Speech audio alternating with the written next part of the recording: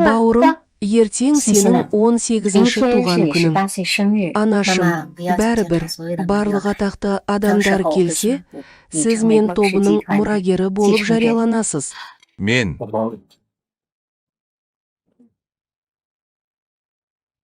Мен қазір өте жаспын. Жариялауға әлі ерте. Мен де ондай емеспін. Сен, менің жалғыз қызым және менің сүйіктім. Ертерек қабылдасын, компанияға ертерек кірсін. Тәжірибеде жақсы.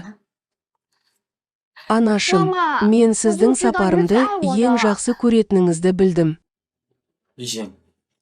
Бүгін асырап алған әкең сені мектептен іздеп жүрме. Бұл оның асырап алған әкесі мектепте күзетші болып жұмыс істейтіндіктен бе?